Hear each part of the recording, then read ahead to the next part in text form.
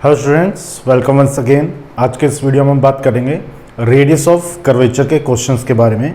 तो first video आज का रेडियस ऑफ कर्वेचर का। आज हम इसमें कुछ बेसिक्स जो फार्मूले हैं जिस पे ये रेडियस ऑफ कर्वेचर का चैप्टर जो है वो डिपेंड करता है, उसके बारे में हम बात करेंगे और कुछ बेसिक्स क्वेश्चंस करेंगे हम।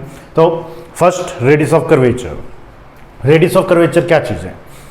रेडियस ऑफ कर्वेचर हम कैसे फाइंड करते हैं? देखिए, रेडियस ऑफ कर्वेचर, सबसे पहले तो कर्वेचर क्या चीज़ है? कोई एक स्ट्रेट लाइन जो कि ए से बी तक है। मैंने कोई कर्व ले लिया, कोई भी स्ट्रेट लाइन ले लेते हैं हम।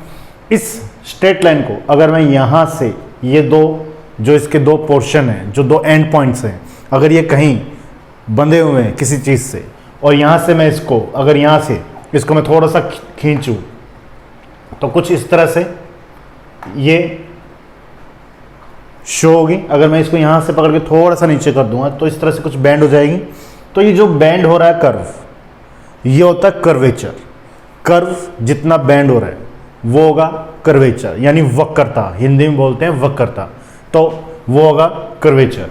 अब जहाँ से जहाँ तक ये कर्व बैंड हो रहा है उसकी जब हम रेडियस फाइंड आउट करते हैं तो जो रेडियस हम फाइंड करते हैं किसकी? उस बेंडिंग कर्व की, तो वो होती है रेडियस ऑफ कर्वेचर।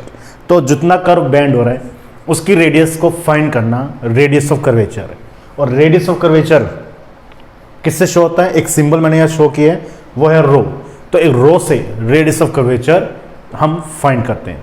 अब इसमें अलग अलग कैटेगरीज हैं कि किस फॉर्म में हमें इक्वेशंस गिवन होंगी और उसके लिए क्या फार्मूला हमारा यूज होगा रेडियस ऑफ कर्वेचर को फाइंड करने के लिए। तो चलते हैं। सबसे पहले जो हमारे पास फॉर्म है वो है इंट्रिंसिक फॉर्म। क्या होती है इंट्रिंसिक फॉर्म और उसके लिए फार्मूला क्या होता है? तो फर्स्ट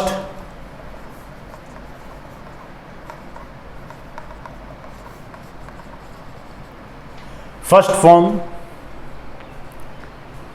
इंट्रिंसिक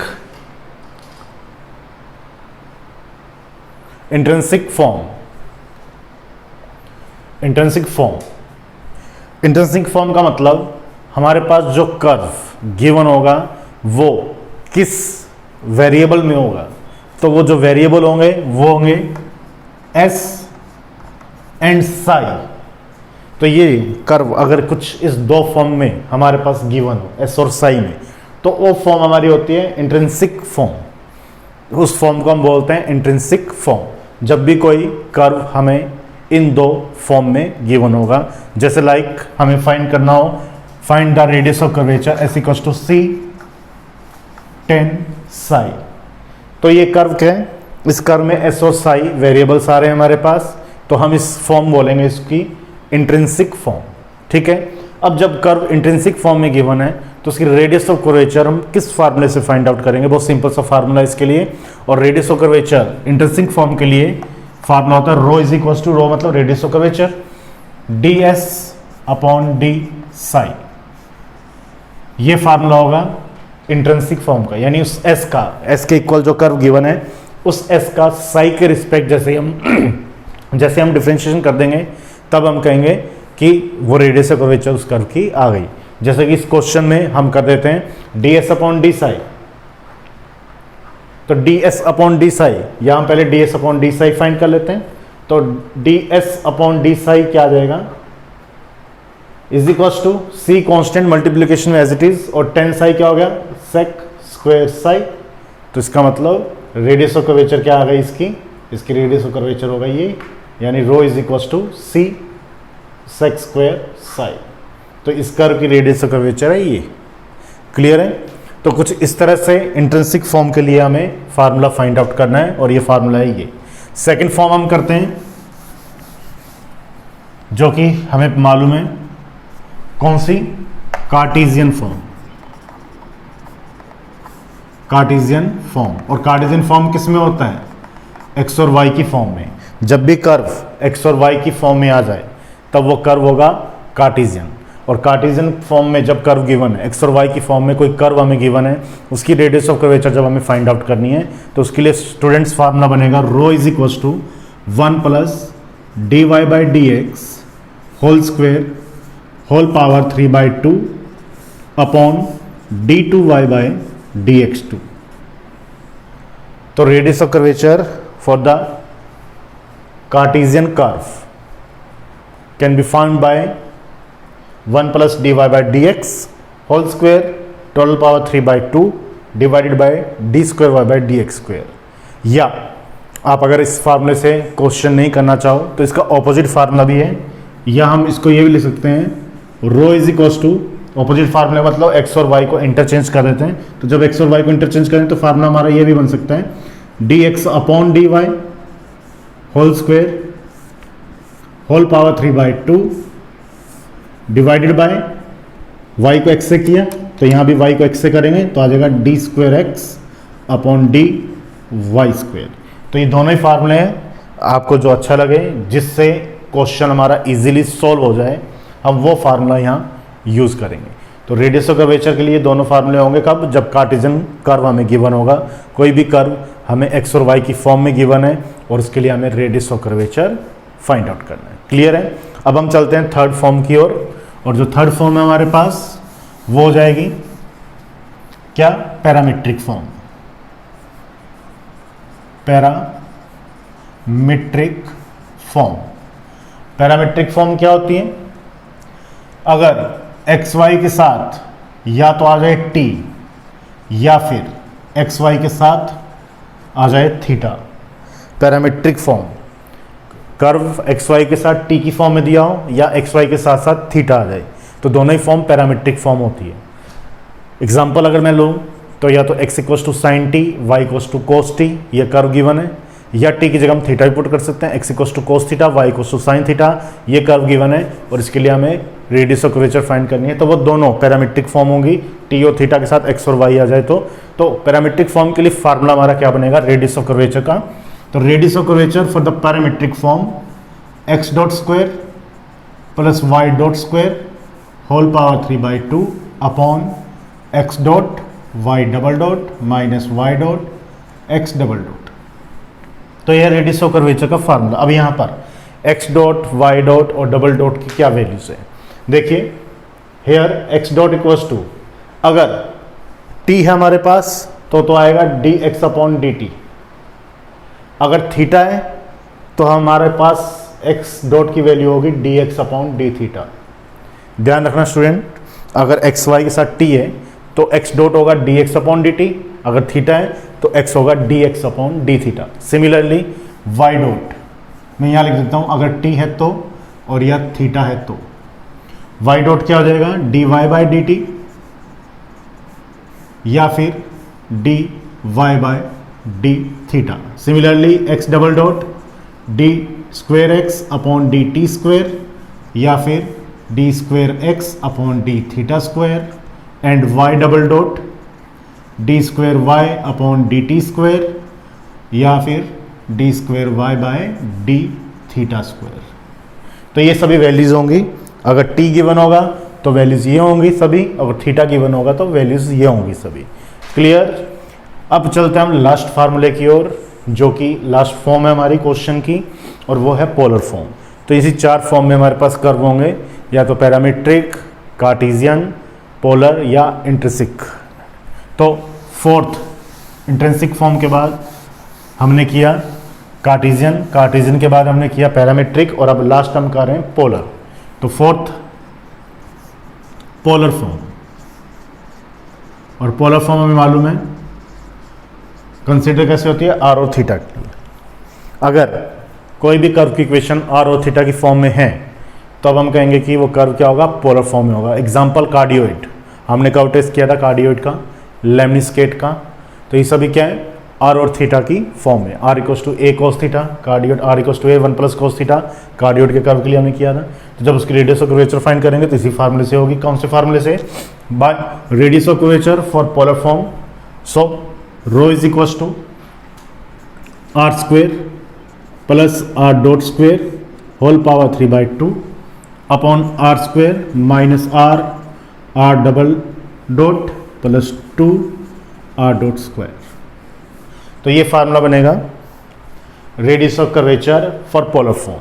अब यहाँ आर स्क्वेयर, तो आर जो हमें गिवन है क्वेश्चन में वही होगा। आर डॉट क्या होगा, आर डॉट होगा d r upon d theta, क्योंकि आर और थीटा ही है, तो लिख देंगे where r dot is equal to d r upon d theta and r double dot d two r by d theta square. तो ये फार्मूला हो गया हमारे पास। Next r square r dot का square whole power 3/2 for the polar form divided by r square minus r double dot plus 2r dot square. ठीक है, तो स्टूडेंट्स ये 4 फार्मूले जिसके बिहाफ पर हम रेडियस ऑफ कर्वेचर को सोल्व करने जा रहे हैं। तो चलिए करते हैं first question find the radius of curvature. और फर्स्ट क्वेश्चन में जो 2 पार्ट्स हैं, एक तो रेडियस ऑफ कर्वेचर हमें फाइंड आउट करनी है एलिप्स के लिए और सेकंड हमें फाइंड करनी है पैराबोला के लिए।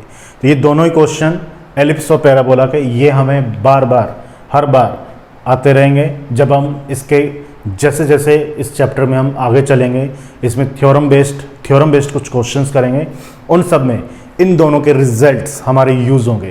तो ध्यान से देखना कि ये क्वेश्चन जिसके लिए हम रेडियस ऑफ कर्वेचर फाइंड कर रहे हैं ये कैसे होगी, क्योंकि इसका डायरेक्ट यूज़ करेंगे फिर हम नेक्स्ट क्वेश्चंस में, तब वहाँ ये चीज़ सॉल्व नहीं होगी।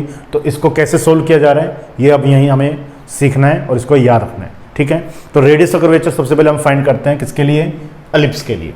सो the radius of curvature for the ellipse and the given equation को क्या हम लिख सकते हैं, given equation can be written in the form of like x square b square plus y square a square is equals to a square b square. Can be write given equation can be written in the form of this cross multiplication b square x square a square y square equals to a square b square. LCM ले लिया हमने। Now हमें क्या चाहिए, given curve. सबसे पहले check करो given curve क्या है, किस फॉर्म में, कार्टेशियन फॉर्म में। कार्टेशियन फॉर्म के लिए रेडियस ऑफ कर्वेचर हमारे माइंड में होगा क्या, we know that radius of curvature for the Cartesian form, we know that radius of curvature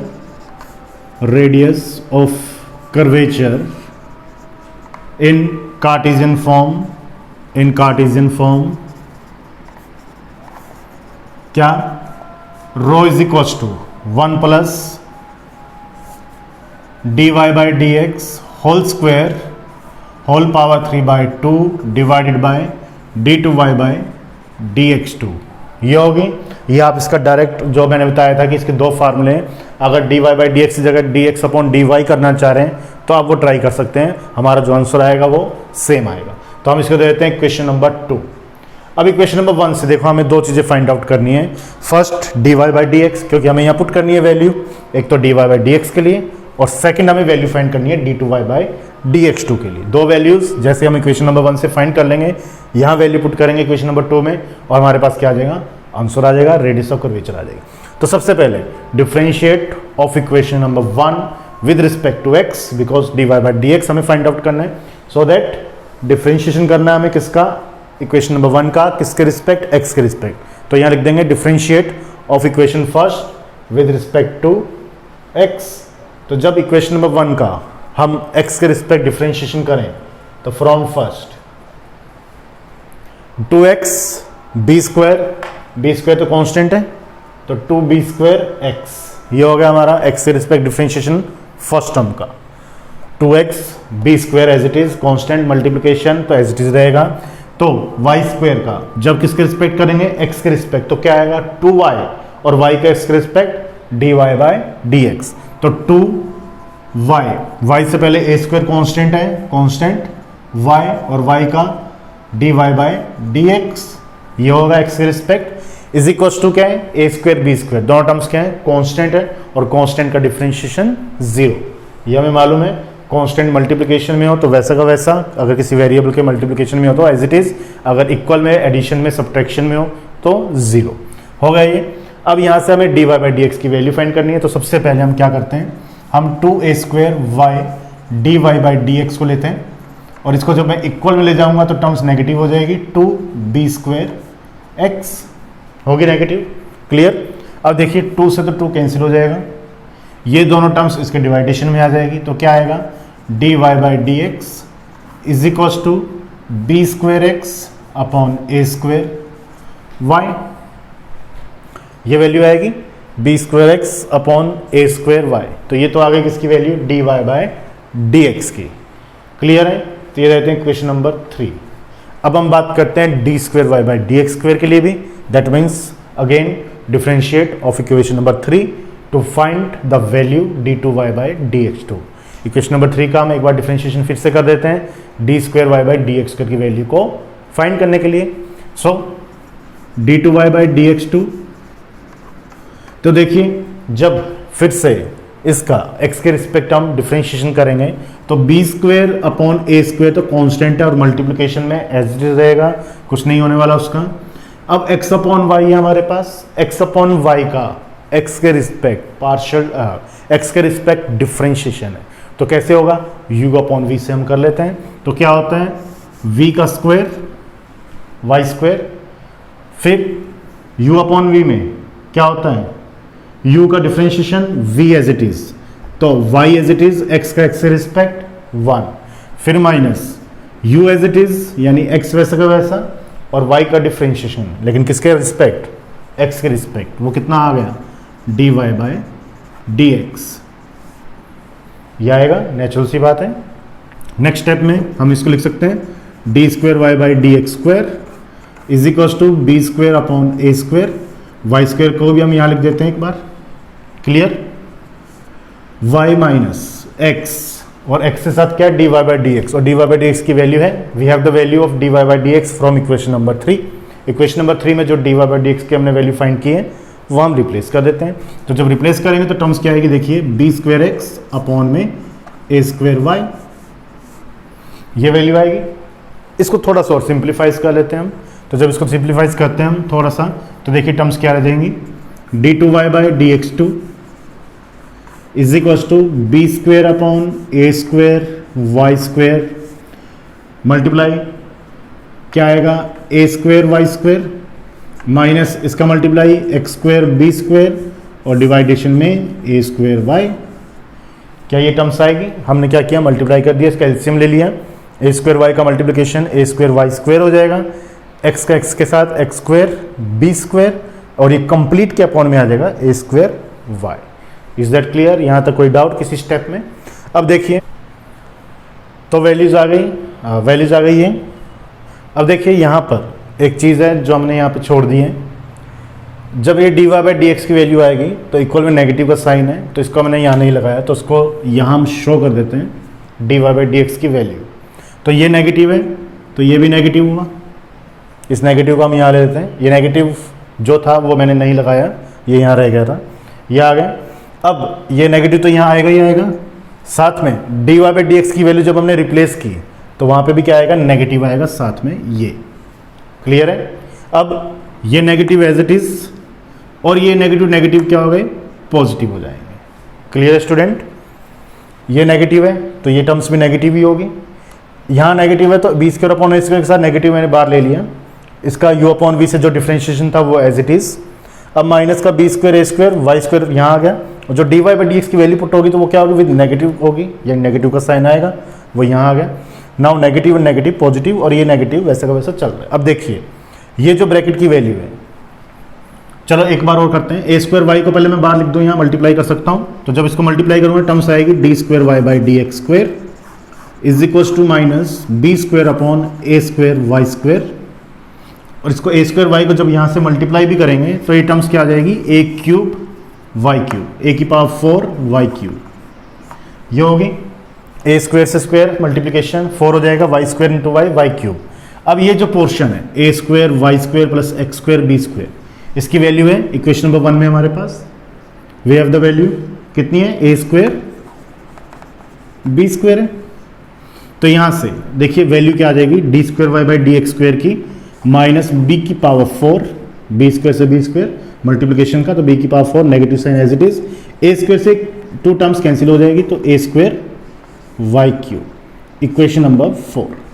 तो ये वैल्यू आ गई हमारे पास किसके लिए, d square y by d x square के लिए।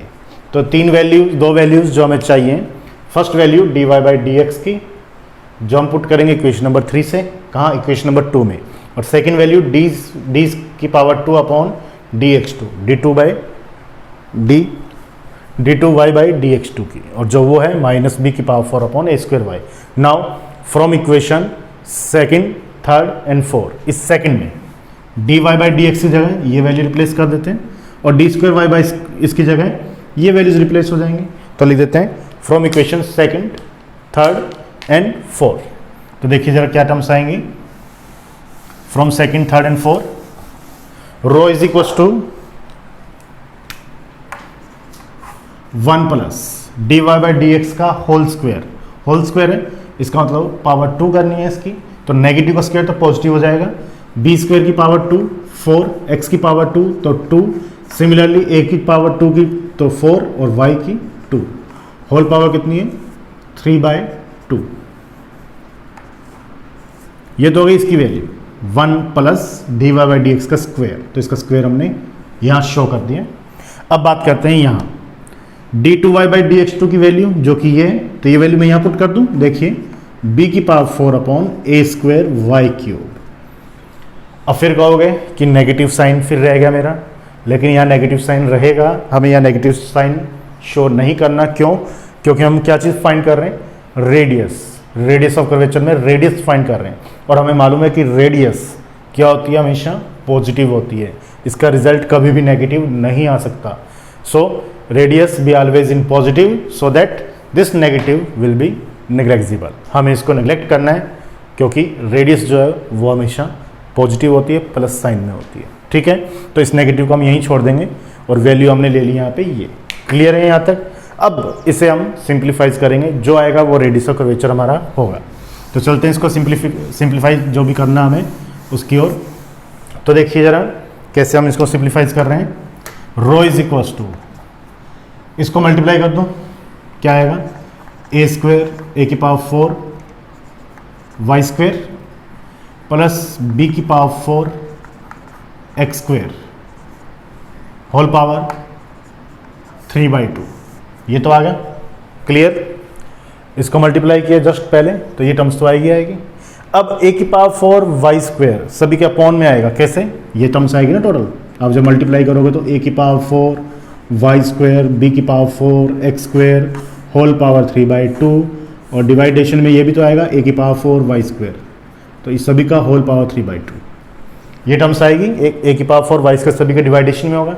जो ये चीज़ सभी के डिवाइडेशन में और सभी के डिवाइडेशन में ये भी है, तो इसे मैं इसके साथ लिख सकता हूँ। पहली चीज़ तो ये, दूसरा इसकी पावर 3/2 है, तो इसकी पावर 3/2 है, तो जब ये इस ब्रैकेट से बाहर आकर के नीचे की ओर लिखेंगे तो इसकी पावर कितनी हो जाएगी? क्या है ये? a4 वाई स्क्वायर की पावर 3/2, या मैं ये लिख सकता हूँ ए स्क्वायर का स्क्वायर वाई का स्क्वायर 3/2, या मैं ये भी लिख सकता हूँ ए स्क्वायर वाई की पावर 2 और होल पावर 3/2। तो इस 2 से 2 कैंसिल हो जाएगा, तो होल पावर कितनी आ गई? क्यूब। तो ए स्क्वायर का क्यूब ए की पावर 6 और वाई क्यूब, तो जब इसके अपॉन में आएगा तो ए की पावर 6 वाई क्यूब तो आएगा ही आएगा, और साथ में जो है ये वो एज इट इज बी की power 4 divided by a square y cube. Clear है? क्या किया? एलसीएम जब मैंने इसको इसके साथ लिया तो पावर सभी की अभी भी 3/2 ही है, लेकिन जब इसको 3/2 से बाहर लिखेंगे तो इसकी पावर इसके ऊपर अप्लाई करनी होगी, तभी तो लिखेंगे। a4 वाई स्क्वायर की पावर 3/2 जब होगी तो इसको मैंने पहले ये इससे शो किया, a4 वाई स्क्वायर की पावर 3/2, a4 को लिख सकते हैं ए स्क्वायर का स्क्वायर वाई स्क्वायर, अब इन दोनों का होल स्क्वायर और ऊपर पावर 3/2, 2 से 2 कैंसिल हो गया, तो कितना रहेगा ए स्क्वायर वाई का क्यूब। तो यानी ए स्क्वायर वाई का क्यूब डिवाइडेशन में आएगा, जो कि हो जाएगा ए की पावर 6 वाई क्यूब, और ये terms as it is. Clear है यहाँ तक? तो देखिए नेक्स्ट, y से y कैंसिल आउट, तो rho is equals to a4 y square b4 x square whole power 3/2 divided by a की पावर 4 b की पावर 4। इतनी टर्म्स से रह जाएगी, और यही हमारे पास है radius of curvature of an ellipse.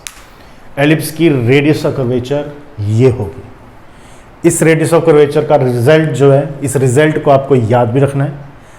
अगर आपको एग्जाम में सीधा भी आ सकता है find the radius of curvature of the ellipse, तो इक्वेशन तो आपको मालूम ही है, आप करते ही आ रहे होगे छोटी क्लासेस से, 11-12 से। एलिप्स की इक्वेशन क्या होती है स्टैंडर्ड फॉर्म में, वो यही होती है।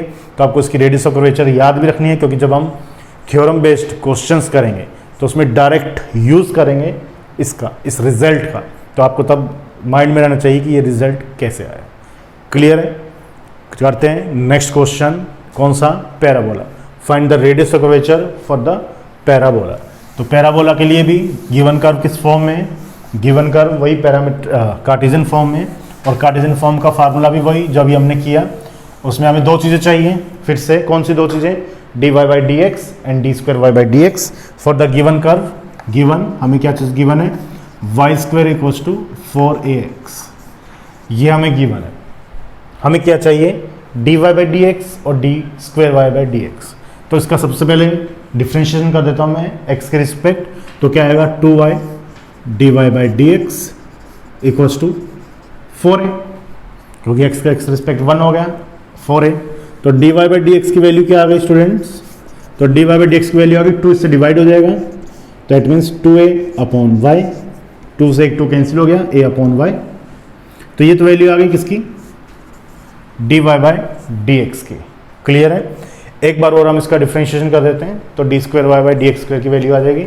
Again derivative d square y by d x square, तो क्या होगा देखिए, d square y by d x square, 2a तो कांस्टेंट है, 1 अपॉन वाई का अगर वैसे भी हम करते हैं तो माइनस का 1 अपॉन वाई स्क्वायर तो आएगा ही आएगा, और फिर y का x से रिस्पेक्ट करेंगे तो क्या आएगा? dy बाई डी एक्स आएगा।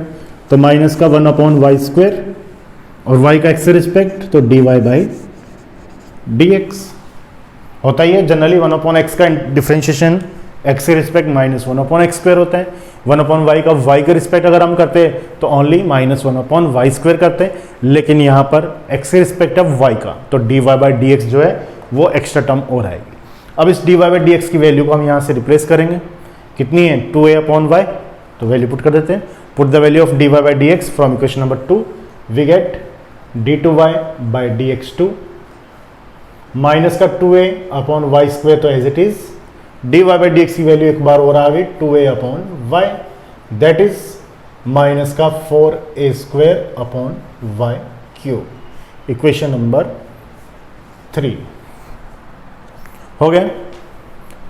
तो d square y by d x square की वैल्यू आ गई माइनस का 4a square upon y cube, dy by d x की वैल्यू आ गई 2a upon y. Now by the formula of radius of curvature for Cartesian form, 1 plus dy by d x whole square whole power 3 by 2 divided by d2y by d x 2।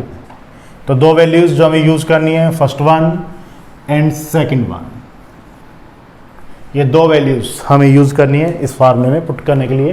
तो कर देते हैं हम put, rho is equals to 1 plus dy by d x whole square है, तो whole square करेंगे तो क्या आएगा? 4a square upon y square, 4a square upon y square whole power 3 by 2 divided by d square y by d x square, और d square by y by d x square की value है ये, लेकिन ये भी क्या है? Negative में। और जैसे कि मैंने अभी कहा था, नेगेटिव को हम निगलेक्ट करेंगे। नेगलेक्ट क्यों करेंगे? क्योंकि रेडियस ऑफ कर्वेचर हम फाइंड आउट कर रहे हैं, तो रेडियस ऑफ कर्वेचर के लिए हमारे पास टर्म्स पॉजिटिव होनी चाहिए। अब देखिए एलसीएम ले लूँ मैं यहाँ पे, तो rho y square plus 4a square whole power 3 by 2 divided by, अब फिर से देखिए वाई स्क्वायर सभी के डिवाइडेशन में आएगा, लेकिन इस ब्रैकेट से बाहर ला करके जब मैं इसको यहाँ लिखूंगा तो वाई स्क्वायर की पावर 3 बाई 2, तो 2 से 2 कैंसिल होकर के क्या आएगा? यहाँ पे वाई क्यूब आएगा, और ये कितना है? 4a square upon y cube. इस क्यूब से ये वाई क्यूब कैंसिल आउट हो जाएगा, डिवाइडेशन में क्या रहा? ओनली 4a स्क्वायर, तो हम उसको ये लिख सकते हैं इस स्टेप में। नेक्स्ट हम ये लिखेंगे, rho is equals to y square plus 4a square divided whole power 3 by 2 divided by 4a square. Now put the value of y square from equation number 1। Equation number 1 से Y square की value 4ax हम यहाँ replace कर देते हैं, तो देखिए क्या टर्म्स आएगी? 4ax from equation number 1 plus 4a square वैसा का वैसा whole power 3 by 2 divided by 4a square. इन दोनों में से क्या कॉमन आ रहा है? 4a whole power 3 by 2। 4a की पावर 3/2 जब कॉमन आएगा तो बार क्या कॉमन आएगा बता सकते हो आप? 4a की पावर 3/2 या 2 रूट ऑफ a की पावर स्क्वायर और होल पावर 3/2, ये लिख सकते हैं ना हम। 4 और a को लिख सकते हैं 2 रूट ऑफ a उसकी पावर 2 और होल पावर 3/2। 2 से 2 कैंसिल आउट हो गए, तो 2 की पावर कितनी हुई? क्यूब, और 2 की पावर क्यूब का मतलब कितना होगा? 8। और रूट ऑफ a की पावर क्यूब का मतलब होगा कितना? a की पावर 3/2, क्योंकि रूट ऑफ a का मतलब 1/2 इंटू 3, तो टोटल पावर कितनी होगी? 3/2। ये आया कॉमन, 4a कॉमन आ रहा है ना, होल पावर 3/2, तो टोटल कॉमन क्या आया? 8a की पावर 3/2। 4a बार कॉमन है तो टर्म्स आ गई यहाँ पे x plus a whole power 3/2 divided by 4a square. ये स्टेप क्लियर है? 4a जो कॉमन लेंगे उसकी पावर 3/2 बार कॉमन आएगा, तो 4 की पावर 3/2 होता है 8 और a की पावर 3/2 तो है ही। क्लियर है? जो चीज़ कैंसिल हो रही है कैंसिल कर देते, देखो 4 2 8 और यहाँ a की पावर 3/2 है, यहाँ a की पावर 2 है, तो क्या वैल्यू रहेगी? कहाँ रहेगी? यहाँ रहेगी डिनोमिनेटर में a की पावर 1/2, तो ये आ गया 2। a की पावर 1/2 को लिख सकते हैं root of a, x plus a की पावर 3/2। तो radius of curvature for the parabola, ये होगी रेडियस ऑफ कर्वेचर पैराबोला के लिए। तो इसका रिजल्ट स्टैंडर्ड रिजल्ट है, ये रेडियस ऑफ कर्वेचर है पैराबोला की, जो कि आपको याद भी रखनी है। विथ कर्व आपको रिजल्ट याद रखना है। जब हम थ्योरम बेस्ड क्वेश्चन करेंगे तो इसकी भी हमें हेल्प चाहिएगी, उस टाइम मैं डायरेक्ट ये रिजल्ट वहाँ पुट करूँगा। Clear student? तो आज इतना ही आज की इस वीडियो में। नेक्स्ट वीडियो में हम फिर और कुछ क्वेश्चन करेंगे, पैरामीट्रिक फॉर्म के भी करेंगे, पोलर फॉर्म पे भी करेंगे। बने रहिएगा, फिर मिलेंगे नई वीडियो के साथ।